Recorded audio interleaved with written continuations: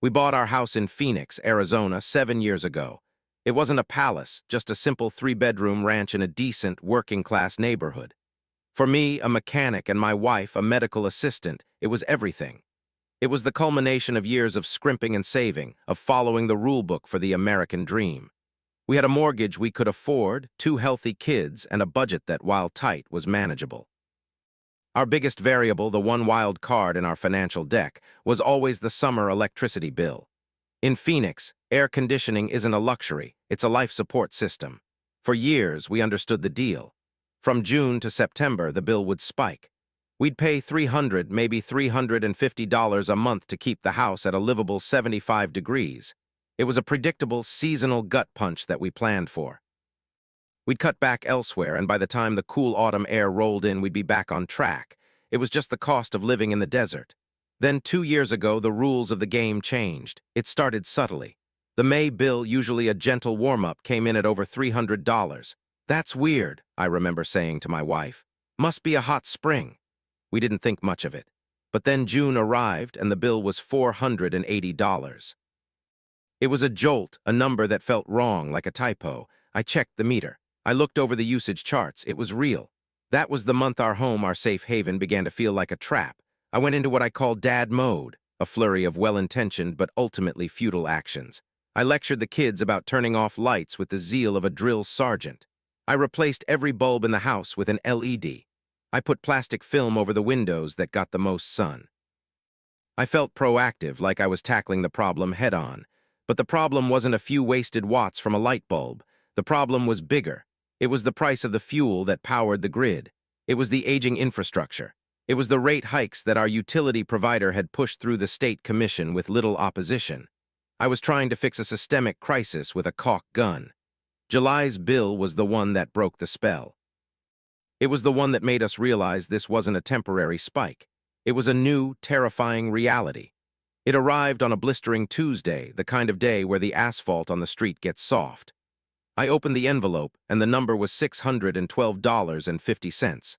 I just stood there in my driveway, the sun beating down on my head, and I felt a cold, quiet panic. For the first time, I looked at my house, our dream, our biggest asset, and I saw it not as a source of security, but as a liability. It was a box that was slowly, methodically cooking us alive, and the price of staying comfortable was becoming a price we literally could not afford to pay. That bill was more than a week of my take-home pay. It was a second mortgage payment. It single-handedly took our carefully balanced budget and threw it into a bonfire. That night, the conversations changed. We weren't talking about saving for a family vacation anymore. We were talking about survival. That $600 bill was a declaration of a new kind of poverty. We weren't poor, not in the traditional sense. We had jobs, a home, food on the table, but we had become energy poor. Our lives were now dictated by the price of a kilowatt hour. The first thing we did was surrender. The thermostat was nudged up from 75 to 78, then to 80. It was a quiet, creeping misery. Our home, the place that was supposed to be our refuge from the brutal desert heat, became an extension of it. The air inside was thick and stagnant. We'd sit in the living room in the evenings, sweating, the ceiling fan just pushing the warm air around. It felt like we were living in a permanent, low-grade fever. This new reality changed the rhythm of our family life. We became heat refugees in our own city. On weekends, we'd pack up the kids and spend hours at the public library or wandering the frigid aisles of a Costco, not because we needed anything, but just to be in air conditioning. We'd eat dinner late, after the sun had gone down, to avoid using the oven during the peak, most expensive hours of the day. Our social life withered. When friends invited us over for a barbecue, we'd have to decline, unable to justify the cost of the gas to drive across town. We were isolated by an expense we were too ashamed to talk about. But then we started talking. I was at a neighborhood potluck, and another dad, a plumber named Dave, made a quiet comment about his own bill. It was like a dam broke. Suddenly, everyone was talking about it. A teacher who lived down the street confessed she had taken on a weekend waitressing job just to cover her summer electricity costs. An elderly couple on a fixed income told us they were keeping their AC off completely, living in a single room with a small window unit. The conversation was a revelation. We weren't alone. This wasn't a personal failure. This was a community-wide crisis, a silent plague that was afflicting all of us behind our closed doors. Our street with its neat lawns and middle-class cars was a mirage. Behind the facade, we were all slowly drowning. The psychological toll was immense. I became obsessed, constantly checking the utility app on my phone, watching the real-time usage graph with a morbid fascination. Every time the AC kicked on, I'd feel a jolt of anxiety. The sound of the compressor, once a comforting hum, now sounded like a cash register. The stress bled into our marriage.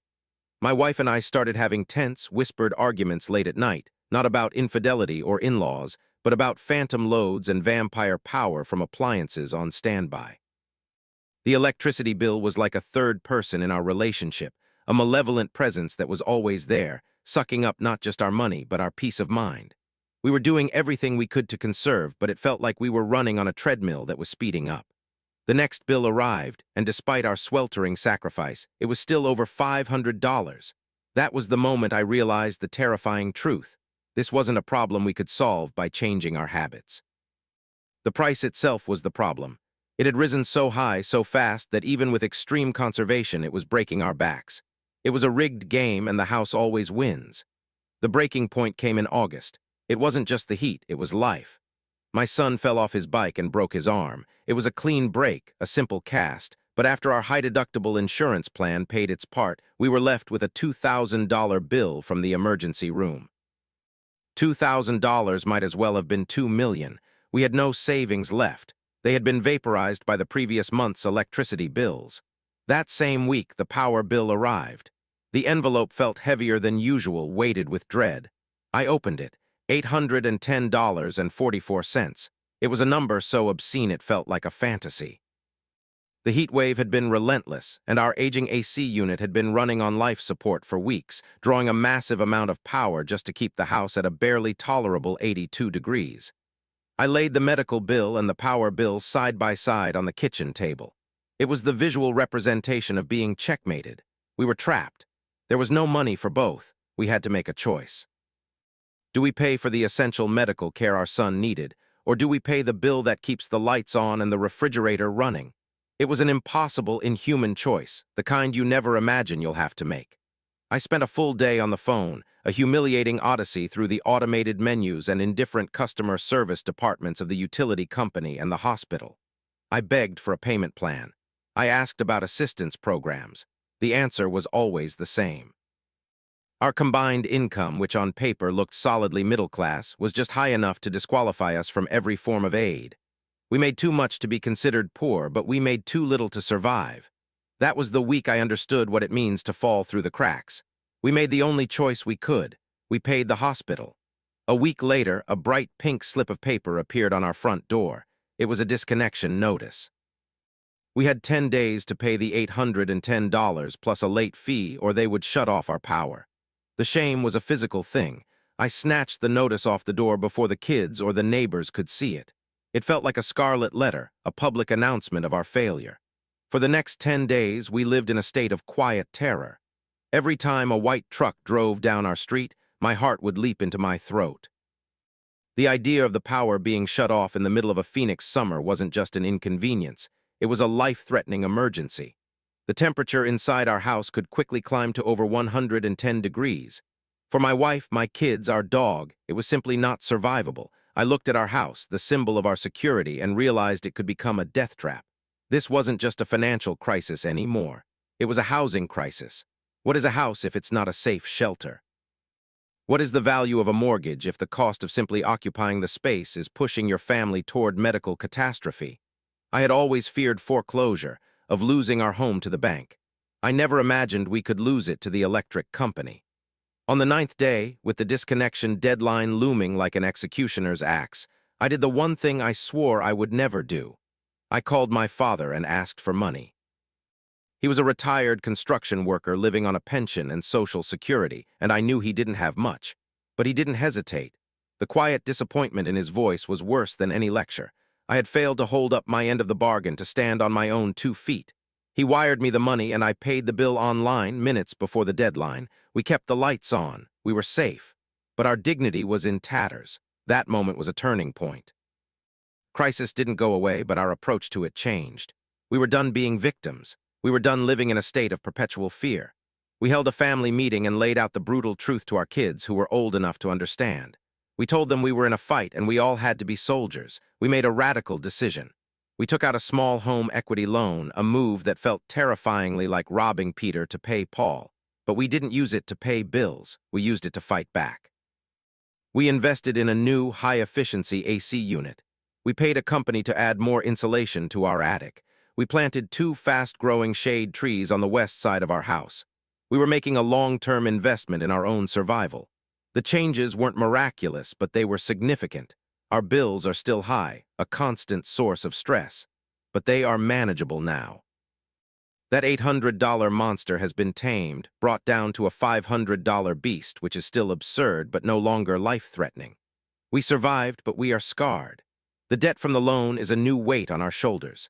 The trust we had in the system, in the idea that if you work hard and play by the rules you'll be okay, is gone. I look at my neighborhood now, and I see it differently. I see the invisible struggle behind every front door. I see how quickly the bedrock of middle-class stability can turn to quicksand. People talk about the housing crisis in terms of affordable mortgages and rising rents, and those things are real.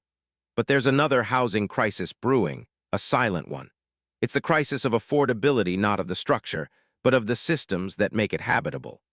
The electricity bill has become a second rent, an unpredictable and predatory landlord that can evict you from your own home.